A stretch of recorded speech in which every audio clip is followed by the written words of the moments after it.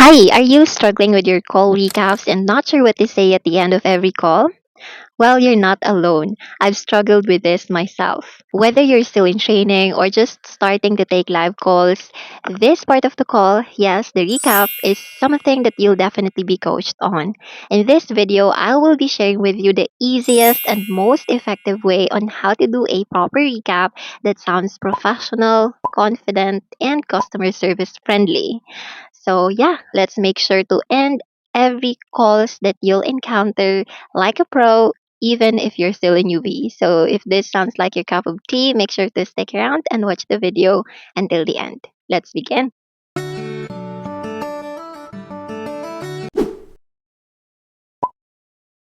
Alright, so first things first, what is a recap? A recap is a short summary you give at the end of the call. You're basically repeating the key points or actions you've taken during the conversation. This helps the customer feel heard, confirms accuracy, and of course leaves the call on a clear note. During your training, you'll hear this quite a lot. Make sure to always end the call with a recap. The reason behind that is because it shows professionalism and helps build customer trust.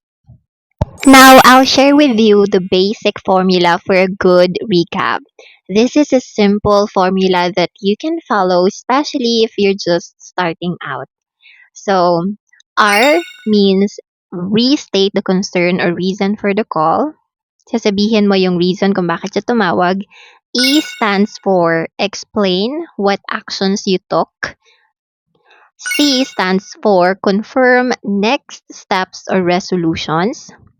A stands for appreciate the customer. You can say thank you for their time, their cooperation, their attention, etc. And P stands for properly close the call. So let me show you how this sounds in action. I'll give you an example of a bad recap and an example of a good recap. So here's the example for bad recap. Okay, so yeah, that's done. Is there anything else? No? Okay, bye. That's it. Sobrang ikli, sobrang direct to the point, tas parang nagmamadali ka. Whereas for good recap, this is the example. Just to recap, we've successfully reset your account password and you should be able to log in using the new credentials we've set. If you need further help, you can always reach us through this number. Thank you so much for calling and have a great day ahead. Gusto ko lang din i-remind ka na merong kanya-kanyang recap na binibigay yung mga trainers natin, yung mga TL natin sa bawat company na pinapasukan natin. So make sure to follow that.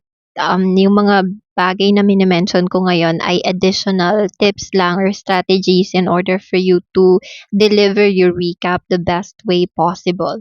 Now, I believe most of the people listening to this video right now are newbies. So I'll also give you at least four tips for newbies. So number one tip is keep it short and clear. Kaya nga siya recap kasi maikli lang siya dapat kasi parang binibigay mo lang yung overall na view nung ginawa nyo sa entire call. Kasi kung sasabihin mo isa-isa lahat ng ginawa ninyo ni customer, ay syempre alam niya na yan. And at the same time, maiirita siya kasi 'di ba patapos na yung call, dapat magha-hang up na siya, busy din siya, tapos marami pa siyang gagawin. Tapos ikaw parang pinapahaba mo pa yung sasabihin mo. So, mafo-frustrate siya lalo niyan, I believe. And sometimes may mga customer na nagha-hang up na kahit hindi ka pa tapos mag-recap kasi parang na na bore na sila sa mga sinasabi mo kasi ginawa niyo na yan. Kaya mas maganda talaga kung maikli lang siya and clear. The second tip is to use positive and confident language. So kahit hindi mo na-resolve yung concern niya, kung ang mga words naman na ginamit mo ay mga positive, confident, and pina-realize mo talaga na ginawa mo yung best mo during the call, then good to go na yan. And number three na tip is to smile while speaking. Kahit hindi ka nakikita ng customer mo sa kabilang line, maririnig niya yan through the tone of your voice. Kasi kapag ka hindi tayo nakangiti while talking to the customer, magiging condescending yung sound ng voice natin. Para siyang robotic. Whereas kapag ka nakasmile ka, maririnig talaga yan ng customer, mafe-feel yan ng customer on the other line. And lastly is to practice your recap script out loud until it feels natural. Sometimes kasi ayaw nating gawin yung recap kasi parang hindi na siya kailangan or nakakatamad pang sabihin kasi dulo na nga siya ng call, parang di naman na 'to maririnig ng QA, ganyan. So, ang technique diyan is to practice your recap, mag-notes ka, ilagay mo na kaagad kung ano yung mga ginawa ninyo para isa-summarize mo na lang siya at the end of every call. And I myself, nag-i-skip din ako ng recap noon dahil sabi ko, grabe long call na nga ako, 2 hours ko na nga kausap tong customer na 'to ta's magre-recap pa ako. Pero sobrang halaga niyan para klarado sa customer kung ano yung ginawa niya sa call at para hindi na siya tumawag ulit to clarify kung ano ba yung ginawa ninyo. Alright?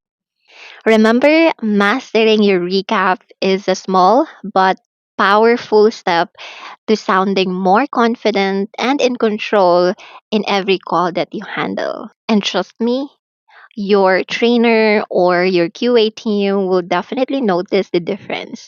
So if this video helped you, make sure to hit that like button, subscribe to this channel if you haven't already.